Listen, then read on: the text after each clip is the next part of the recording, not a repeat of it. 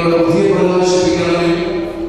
അതുവഴി ആത്മശരീരങ്ങൾ ഉപകരിക്കുന്ന സ്നേഹവും ശരണവും രക്ഷയും ഞങ്ങളിൽ ഫലമണിയുന്നതിനും നിരന്തരം ഞങ്ങൾ അങ്ങയെ സ്തുതിക്കുന്നതിനും അങ്ങയുടെ കരുണയാലും ഞങ്ങളെ സഹായിക്കണമേ.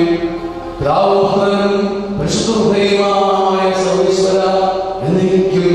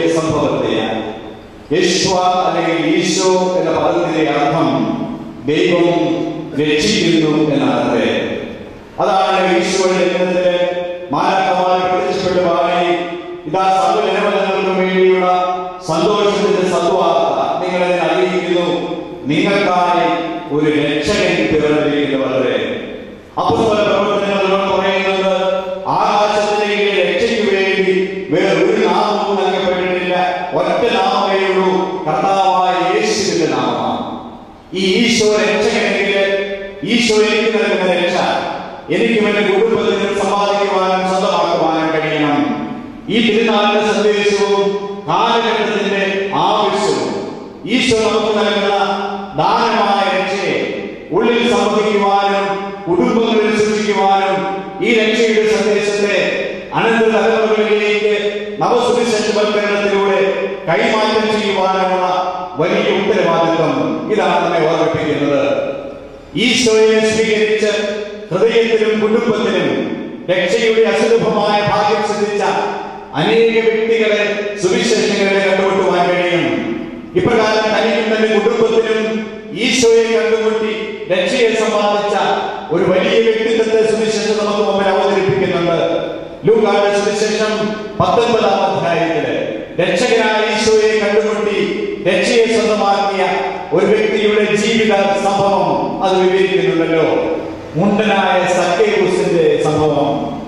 സക്കേവൂസിനെ കുറിച്ച് പറയുന്നു, അദ്ദേഹം ചുങ്കക്കാരൻ പ്രധാനനും ധനികനുമായിരുന്നത്രേ.